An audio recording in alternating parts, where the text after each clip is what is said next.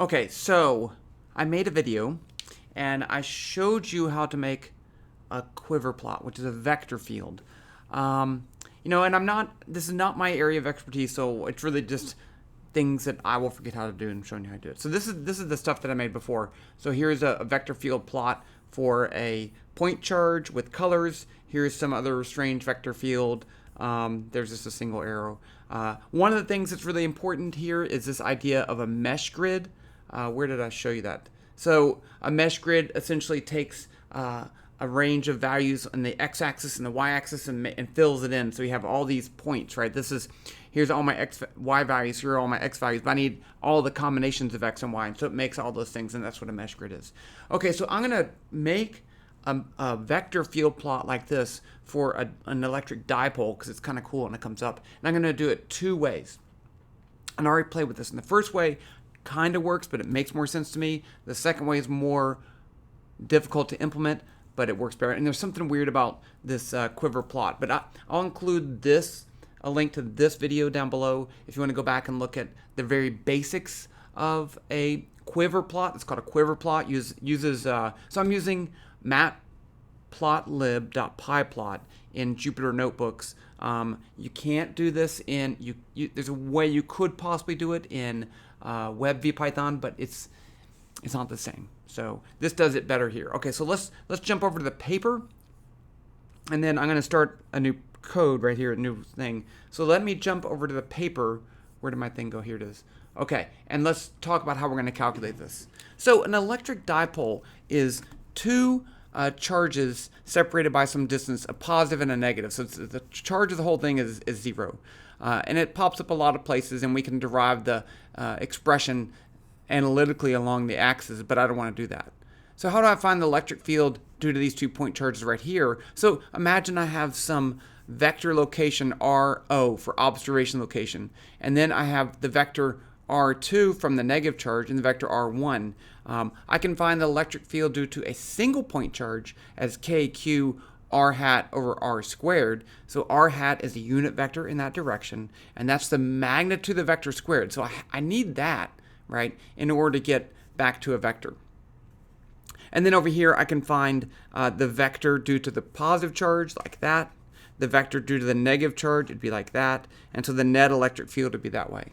So that's what I'm going to do. Okay. So the first thing, let me show you this, because just to be clear, if I have a positive charge at a location x equals s over 2, and the negative charge is at negative s over 2, and I want to find just the vector r1. Well, the way I like to do it is to say this. I'll call this rq1, the vector locating that charge, and then this will be the vector ro.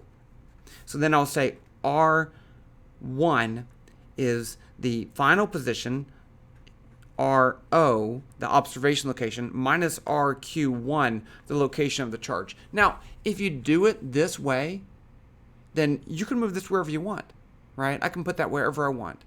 I'm going to do it in a simple case because of some reasons that you'll see, but that's that. So now, then all I have to do is find the magnitude of that vector and the unit vector for that vector. So the magnitude R1 magnitude is the square root of R1x squared plus R1y squared plus R1z squared. And then the unit vector R hat is the vector R divided by the vector R1 magnitude. Okay, so, but if we're dealing with vectors, what better way to deal with vectors than with VPython, right? VPython has built-in vector class, has built-in magnitude, has built-in unit vectors, and so that's kind of nice. So what I want to do is to set this up. I'm going to say k equals 1, q equals 1, just because I don't really care about the units. I want the shape of the field. So I'm going to show you, we're going to do this with by importing the libraries, the module, the stuff from VPython we want. Okay, let's jump over to Jupyter. This is Jupyter. Hello, Jupyter. Okay, so the first thing I want to do is to import the stuff that I need. So I'm going to say import numpy as np, and you might call it numpy. I'm cool with that. I like to say numpy. And I think it's important that everyone pronounce it the way they want to pronounce it. Even if you're wrong. I don't care if I'm wrong. What are you going to do? Okay. Now I need to, that NumPy has square root and linspace, which is really important and useful, and mesh grid has all those things.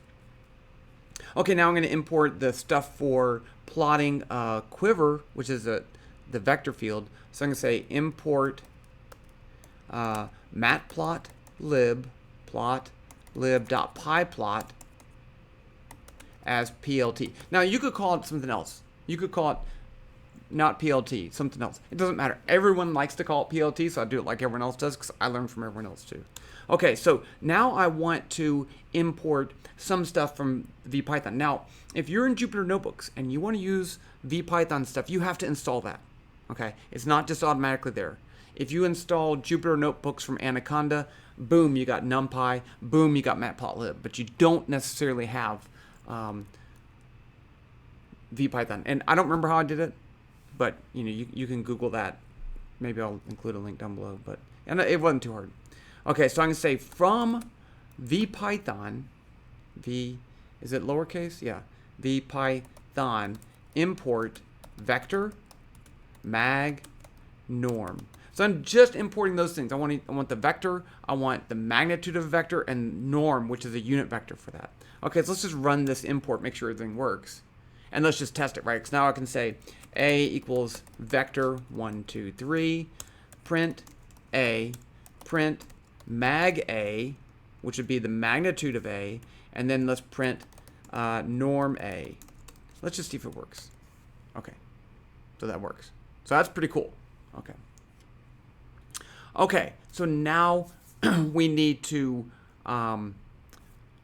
build our program.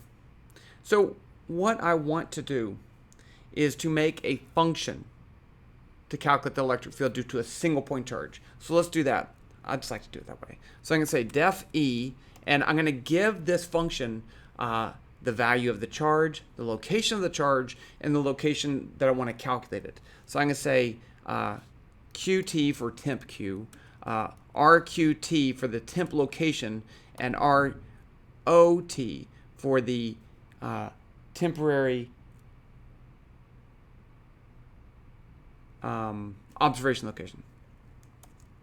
Okay, so now I'm going to say k equals 1. I already said that. Okay. And the first thing I need to do is to calculate the vector from the charge to the observation location. So I'm going to say RT. I'm going to call it RT for temp, of course. It's going to be ROT minus RQT. Now I can let's just calculate the electric field. I'm going to say E temp. It's going to be K times QT, which I'm passing to the function, times norm of RT divided by mag RT squared. So this is really useful, and then return that. Return E temp. That's it.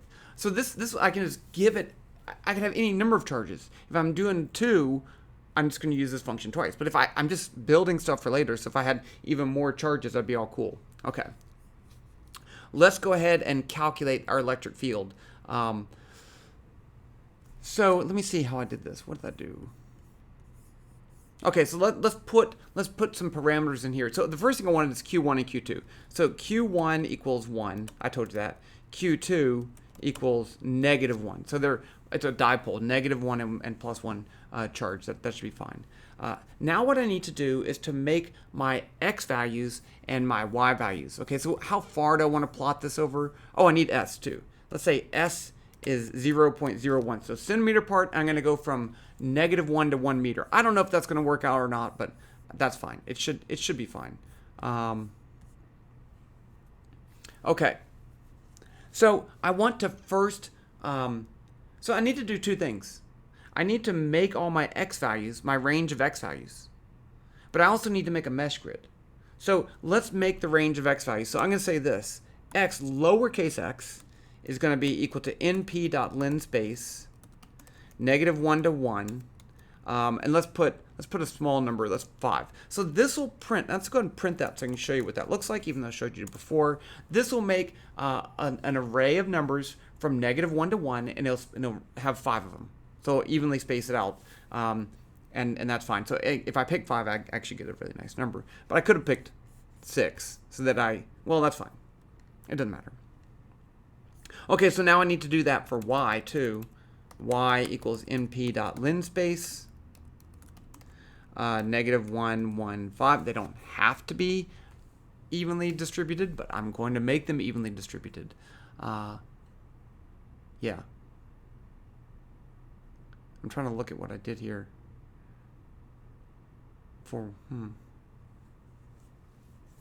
No. That's fine.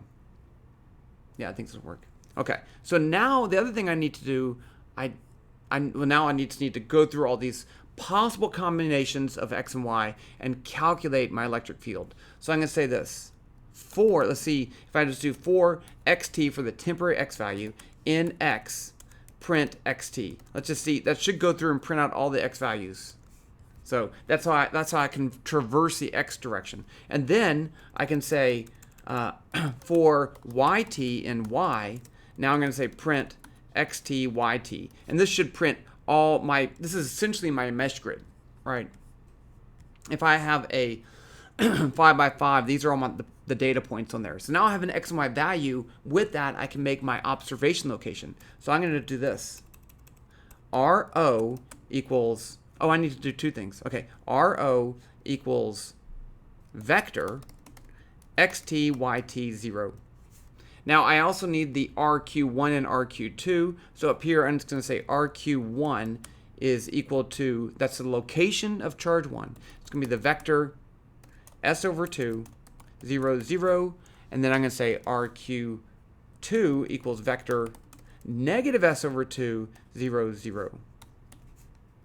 Okay, so now I have my location, I have my charge, I have my observation locations, I have all of them right there. That's going to print out all of them. I mean, if I want to print that out, I could. Fine, okay.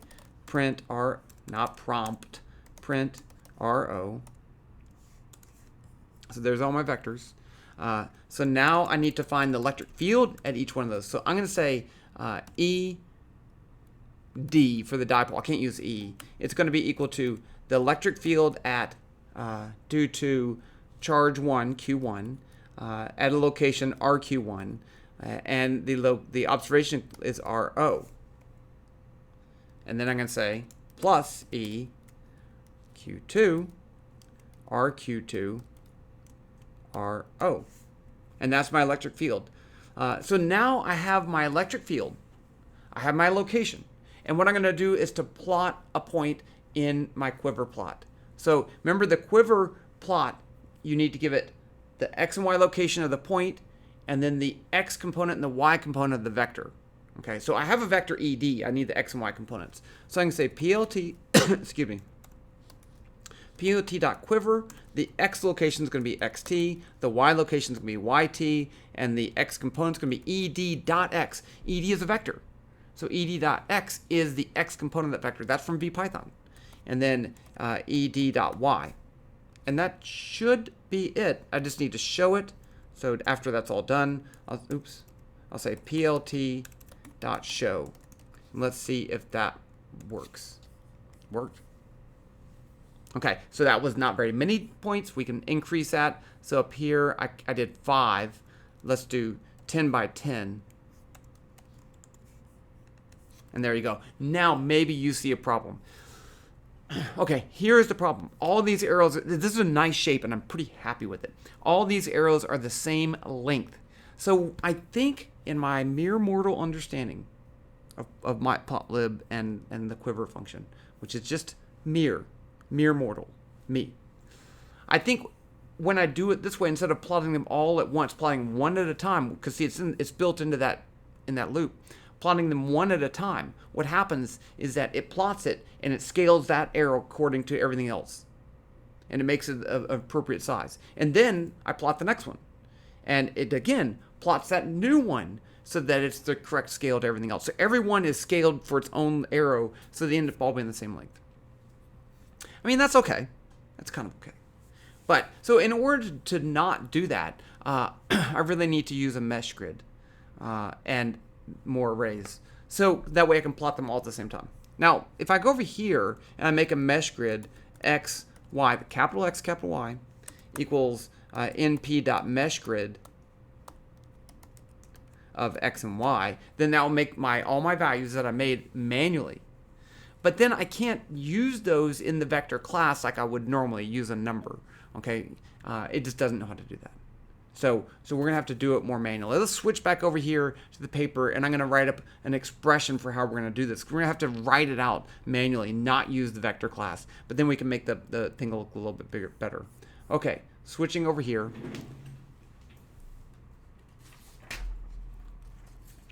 Okay, so I don't want to use the VPython vectors. So here, let's call this, we're going to have to just do the same thing. I need to find R1 as a vector and R2 as a vector, and then I should be fine. So in this case, if I have this as my observation location, and it's going to be the vector R, I'll call it ROX, ROY, right? It's going to have an X and a Y component. And so those are variables, ROX, ROY.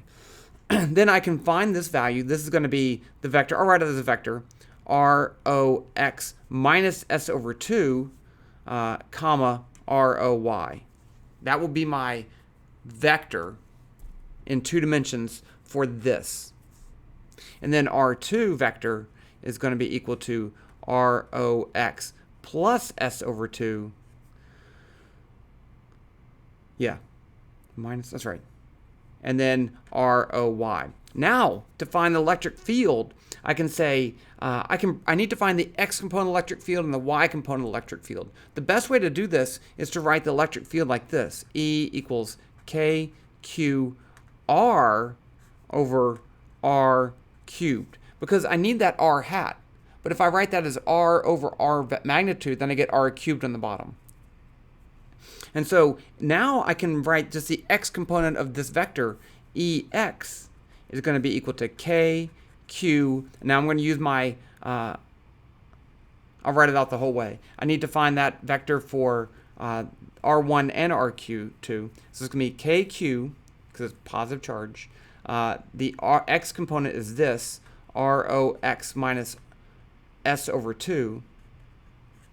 And then I need to divide by the magnitude of this squared. So the magnitude of the vector R1 is this squared plus that squared. So it's going to be divided by ROX minus S over 2 squared plus ROY squared, all of that to the 3/2. And then I just need to do that same thing for the negative charge. So I have a negative KQ, and then it's ROX plus S over 2. And then the same thing on the bottom. ROX minus plus S over 2 squared plus ROY squared to the 3/2. And then I need to do the same thing for the Y component. Okay. Now for the Y component, I'm going to use ROY up here, ROY, but the bottoms are going to be the same. Yes, that's messy. But we get something out of it. So let's switch back over to here. I'm going to come down here. I'm going to use this same mesh grid, which I actually don't. I'm going to use all this stuff. I don't actually need to copy it because it's already in the code, but I'm going to anyway. So I have the same values, same spread out and everything. Okay, so now I don't need to do a loop, right? X, Y is what I need. Actually, let's call this ROX and ROY. No, let's call this ROX, ROY. So that's matches up better to the paper that I have over here. So now let's calculate the X component. EX is going to be equal to K times Q1, I guess that's fine, times the X component, which is going to be ROX minus S over 2. And so this is what's really great about the mesh grid. ROX is all the X values. I don't need to do a loop. It's doing them all. It can do that. Divided by, let's see, ROX minus S over 2 squared plus ROY squared, all of that to the 3/2. Right, because I need to take the square root to find the magnitude, then cube it. Okay, so then I just need to say plus the same thing, but for Q2, and then this is going to be plus. And this is plus. And that's that. Okay, now I can do the same thing for the Y. So I'm going to just change some stuff up here. EY is going to be that. Q1. Now it's plus. No, wait. This is just going to be ROY on the top. It's the Y component. And then that's fine. That's fine. And then Q2. And this is ROY. So now I have the X and Y components of the electric field everywhere. That does it for everywhere. And I can go ahead and make my mesh grid. My mesh grid. I already have a mesh. I can go ahead and make my quiver plot. So I can say plt.quiver. What's my X component? My X components are ROX. My Y components are ROY.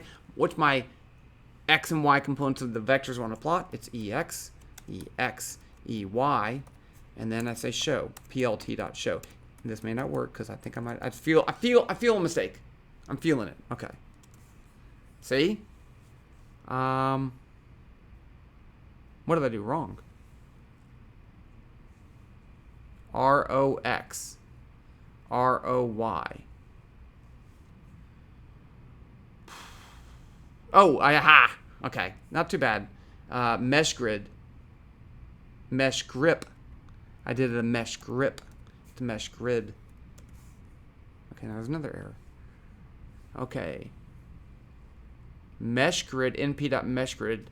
I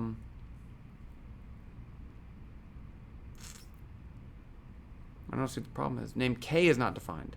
Okay, fine, we can do that. K equals 1. Boom, did it. Okay, so that looks a little messy because what happens is once you get really close to those vectors, you get the long vectors, and so it does look bad. We can make it look a little bit better if I increase this number to let's say something crazy like 30 by 30. Let's just see what happens. Oh, that doesn't look too bad, but still you're getting into those values are a little big, but I think it's okay. It's a good compromise between the two of them. I try to go through and find a way to like say, okay, and there are ways to scale these. I'm not really good at it, but it did make the thing. I wanted to go through each electric field and say, okay, if it's over some value, then just don't plot it. But it was kind of hard, and I don't think it's worth going through that too much more. I do want to show you one other version of this. Let me switch back to 20. Let's say 20, if that looks good. That's pretty good. There is something else that makes a really cool plot and it's easier to see. And so in this case, it essentially takes the vector field and finds out where it's going to go and draws another one. So it makes vector field lines. So it'd be electric field lines, which we don't normally draw. So I can do that. Let me comment out quiver plot and instead do PLT, no, not comment, PLT dot stream plot. And again, ROX, ROY, EX, EY. Check that out. I mean, that's pretty cool. And that's pretty cool. I like that one a lot. It gives you the idea of the shape of the field. It's something that you could easily use in a class or a quiz if you need to show what's the electric field due to a dipole. I kind of like that one. So that's that. I think there are many other things you could do here, and I want to play with it more, but I have other stuff to do. There is a 3-dimensional quiver plot, but I don't think I'm going to do that. So, okay, hopefully that helps. It's going to help me the next time I forget how to do this. I'm going to find this video, and I'm going to say, yes, now remember. So this is for me and you. Hope that you enjoy it. Hope I enjoy it in the future, because like I said, it's for me. So I'll talk to you later.